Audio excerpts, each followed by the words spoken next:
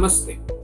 If you're a parent or an educator wanting your school going children to be aware of price of things around them and to improve their analysis skills, you're watching the right video.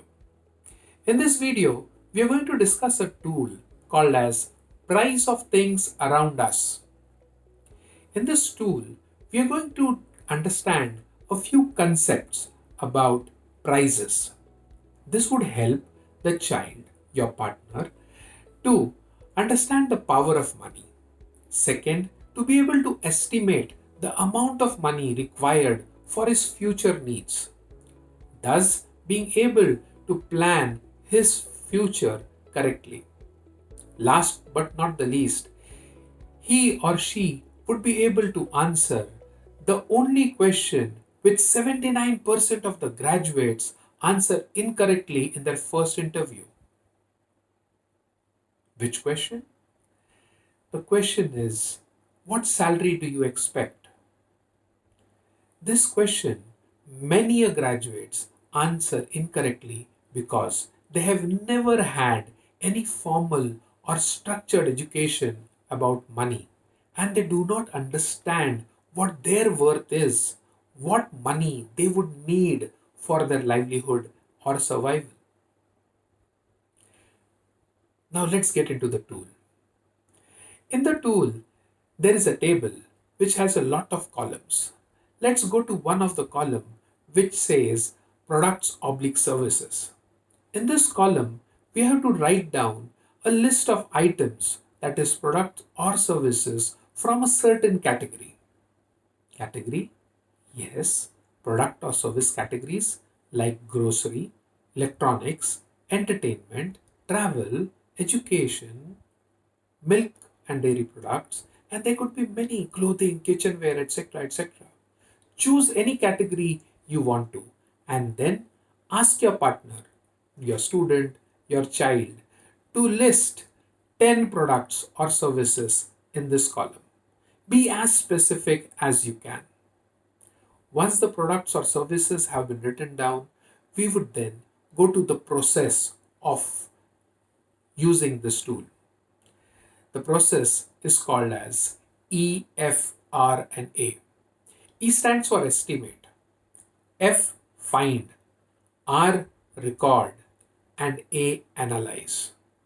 So, once you have written down the items in the column, we go to the column which is labeled as today's date. In this column, we have to write the prices of each of the items.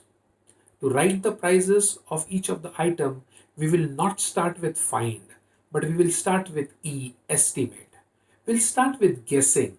We'll improve our estimation skills. So we would ask our partner, the child or the student, to estimate, to guess what the price could be. After estimating the prices, after writing them down in a pencil, then we would actually find the real price. To find the price, you could call the shopkeeper, visit a shop, or maybe search on the internet and then write down the actual prices in that day. Writing down is recording of information.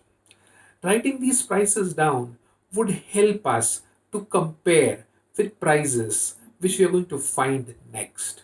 So what are we going to do next? We are going to look at the two columns to the left of this today's date column and two columns to the right of today's date column.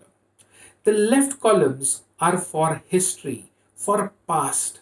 What you have to do is think of a date, 1 week or 1 month or maybe 1 year or 1 decade or even a few decades, 40 to 60 years ago, and write a date there.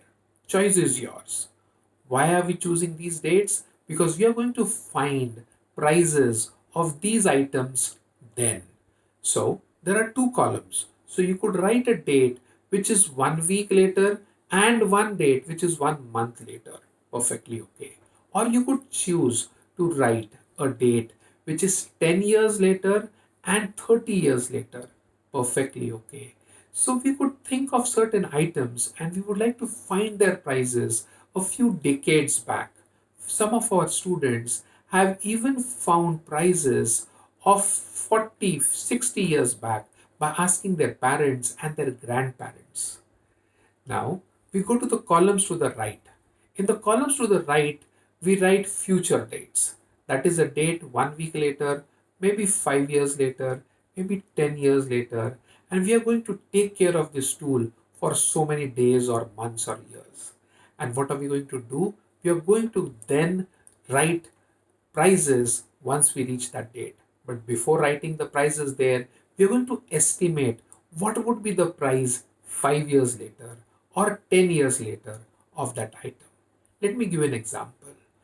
A computer today would be costing something, right? So a desktop would be costing somewhere around 25,000 to 50,000 rupees. What was the price of a computer in 1990s and what was the price of the computer in 2000 or 2010 and then 2020 today? What is the price of the computer? What would be the price of the computer say 10 years or 20 years from today is something which you're going to estimate. Yes, this choosing of products could be tricky. If I look at a TV today, which is a LED LCD TV, but a TV 10 years back was not LED LCD, it was the CRT TV. So what? There is a TV. The configuration might be different. What was the price approximately of it? You could choose certain items even like gold, petrol, or something similar, milk, water, books, magazines, services, and then try and find what were the prices a few years back and what could be the prices, estimate a few years later. Now, once the data is ready, it is time for doing analysis. You could do analysis immediately with the left half of the data, that is the prices of the past till today. And the rest of the analysis you could do a few years or a few days later as well. Now, what is the analysis which you're going to do? This is the fourth step where we have reached. For this analysis in the tool, there are a few questions. Questions like which prices have increased? So, items whose prices have increased, or items whose prices have decreased, or which of the items the prices have remained constant, or which of the items had fluctuations, and then we discuss the reasons behind it.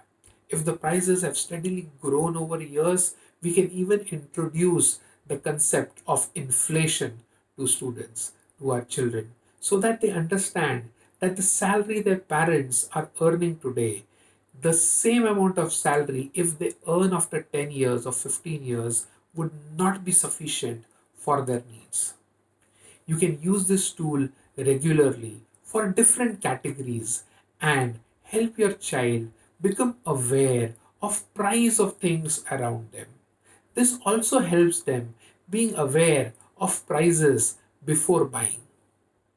So, if you have liked the tool and you are excited to use it, you know what you have to do. You have to go to the description and go to the link and download the tool. If you want to read a step by step process of using this tool, you could go to the blog, which is also there as a link in the description.